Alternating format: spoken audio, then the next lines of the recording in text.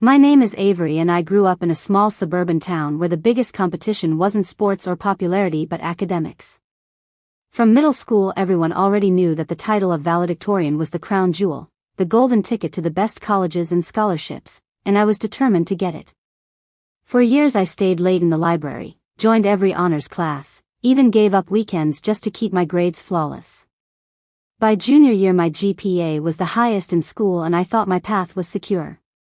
That was before I met her. Her name was Marissa and she transferred to our school at the start of junior year. On her first day she seemed shy, carrying her books pressed against her chest like a shield, but when she introduced herself in AP chemistry the teacher's eyes lit up like he already knew she was gifted. At first I didn't feel threatened, just curious. She sat next to me and whispered that she had moved from another state and didn't know anyone. I felt bad for her so I offered to show her around, and that small gesture turned into what I thought was the start of a real friendship. We studied together after school, she joined the debate team with me, and she even started hanging out at my house. My parents adored her. For months I thought I'd found someone who truly understood the pressure of being a perfectionist. She laughed with me about stress and late nights and how teachers expected everything from us. But then little things began to feel off. I noticed she'd always ask to borrow my notes before tests, promising she'd return them right after, yet somehow her grades came back higher than mine even though she used my outlines. Once during a debate practice she subtly twisted one of my arguments into her own speech and everyone applauded her originality while I sat there shocked. She apologized later saying it was an accident, but accidents don't happen every week. By the end of the semester Marissa's GPA had climbed dangerously close to mine, and whispers started going around that maybe the new girl would take the valedictorian title. That rumor made my stomach twist in knots. I confronted her one night while we were working on a joint history project. I asked if she was competing with me, if she really wanted to be valedictorian too. She laughed in a way that didn't reach her eyes and said, "Avery, you're my best friend, why would I compete against you? Besides, you've worked harder than anyone." It should have reassured me, but instead I felt like she was mocking me. And then something happened that I couldn't explain. My laptop, where I kept my essays and outlines, mysteriously crashed. When the IT department restored it, half my documents were gone. I panicked because a major English paper was due that week. I scrambled to rewrite it, barely making the deadline, only to find out Marissa's paper had nearly identical phrasing to my original draft. My teacher pulled me aside asking if we had collaborated too closely. I didn't know how to answer without accusing Marissa, but deep down I realized she must have somehow taken my file. The worst part was, she got an A while I barely scraped a B. Still, I tried to convince myself I was being paranoid. She was my friend. Friends don't sabotage each other. But then came the day she slipped. One afternoon, I walked into the library earlier than usual and found Marissa at a computer logged into my cloud account, scrolling through my saved documents. She didn't notice me at first, her eyes darting quickly as if she was memorizing my work. I froze in shock, my heart hammering, and before I could confront her she closed the window and pretended she was just browsing. I kept quiet then, but I knew I had proof that she wasn't just a rival, she was stealing from me. And that realization was only the beginning of a war I never wanted but couldn't avoid. After catching Marissa logged into my account I couldn't sleep for days. Every time she smiled at me in the hallway or waved like nothing was wrong I felt sick. I wanted to scream at her but I didn't have hard evidence. If I accused her and she denied it, I'd look paranoid or jealous. Teachers adored her, my parents thought she was the sweetest girl, and even my classmates started calling us the academic dream team. I felt trapped, like I was living in a play where everyone else had the script but me. Things only got worse when college applications began. I had worked tirelessly to build my resume, volunteering, tutoring, leading the debate team, and now every accomplishment felt like a target Marissa was aiming for. Somehow she managed to join every single club I was in, even running against me for debate captain. I won, but by a razor-thin margin, and her concession speech sounded more gracious than my victory. People clapped louder for her than for me. I started to suspect she was playing a long game, crafting a perfect image not just for the school but for admissions boards. And I realized she wasn't just competing, she was trying to become me. My breaking point came at the science fair. I had been preparing my project for months, an experiment on renewable energy models that my advisor said was award-worthy. But 2 days before the fair, my research binder vanished from my locker. I tore the halls apart looking for it, asking everyone if they'd seen it. When I finally saw Marissa's project at the fair, my jaw dropped. She had presented a model eerily similar to mine, down to the color-coded charts. I stood frozen, humiliated, because while hers looked polished and professional, mine looked rushed and unfinished from memory. She won first prize. I didn't even place. The judges congratulated her brilliance, and all I could do was clap while bile rose in my throat. That night I confronted her outside the school. I demanded to know how she'd gotten my binder. She looked at me coolly and said, "Maybe you misplaced it. You're under a lot of stress, Avery. I'd hate for people to think you're cracking under pressure." Her voice was soft but her words sliced deep, like she knew exactly how to gaslight me into silence. That was when I realized she wasn't just pretending to be my friend, she was using that closeness as a weapon. But here's the twist, I decided to play along. If she wanted to believe I was gullible, I'd let her. I smiled, nodded, and told her I must have been mistaken. She seemed satisfied, like she had won again, but inside I was already planning my move. I began documenting everything, screenshots of my documents' login history, photos of her accessing my locker when she thought no one was watching, even recording a conversation where she joked about stealing ideas. It wasn't enough yet, but I knew I was building a case. Still, the pressure weighed on me. The school announced that final class rankings would be revealed in the spring, and the difference between her GPA and mine was decimal thin. Every assignment mattered. Every test was a battlefield. And then something unexpected happened. An anonymous email popped into my inbox. It was a screenshot of Marissa's personal notes where she'd written strategies on how to outperform Avery, and a list of colleges she wanted to apply to, with arrows pointing at valedictorian speech equals leverage. I stared at the email in disbelief. Someone else knew what she was doing. But who? And why were they helping me? Suddenly the game had changed. I wasn't fighting Marissa alone anymore. But trusting a stranger came with its own risks, and I had no idea if this mystery ally was a savior, or setting me up for an even bigger fall. The anonymous email haunted me. I reread it 100 times trying to figure out who could have sent it. The writing style was neutral, no clues about gender or grade, and the address was a throwaway Gmail. At first I wondered if it was one of my teachers finally realizing what Marissa was doing, but then again teachers loved her. Maybe it was someone else who had been burned by her perfect girl act. Either way it gave me something I hadn't felt in months, hope. I decided to test my mystery ally. I wrote back a short message, "Why are you helping me?" No reply came for days, but then another email dropped into my inbox with a subject line that made my stomach flip, "Check your locker before first period." My hands shook as I walked down the hallway the next morning. Inside my locker was a folded piece of paper. It was a printed screenshot of Marissa logged into the school's internal system under my credentials, pulling up grade reports. My throat went dry. Whoever this ally was, they weren't just guessing, they had access to real evidence.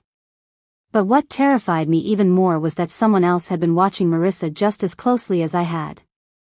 I hid the paper in my binder and forced myself to act normal, but I couldn't stop my eyes from flicking toward her in class. She sat there smiling like the perfect student, and I wanted to scream that I finally had proof. But I knew it still wasn't enough. If I accused her too soon she'd twist it back on me. She always did. That week the stress boiled over. At debate practice Marissa purposely misquoted me in front of the team, making me sound uninformed. Everyone laughed, and she gave me that sweet, innocent grin as if she hadn't just humiliated me. My hands clenched into fists under the table. Afterward I stormed out, and she followed me. "You're so tense, Avery," she said softly, "maybe you're not cut out for valedictorian. The pressure's getting to you, isn't it?" My vision blurred with rage, but I bit my tongue. If she wanted me to explode and look unstable, I wouldn't give her the satisfaction. That night another email came, meet me behind the gym after school tomorrow. Come alone. My pulse raced as I stared at the words. It sounded like something out of a spy novel, but I was desperate enough to go. The next day I slipped out quietly, my backpack slung over my shoulder, and found a figure waiting in the shadows. It was Jordan, a junior who worked in the IT lab. I barely knew him, just that he was the kind of quiet tech kid no one paid attention to. He looked nervous as he handed me a flash drive. Everything you need is on here, he whispered. Screenshots, timestamps, even video. I've been tracking her ever since she hacked into the system to change her grade in physics last semester. My jaw dropped. Why didn't you tell anyone? I asked. He shook his head.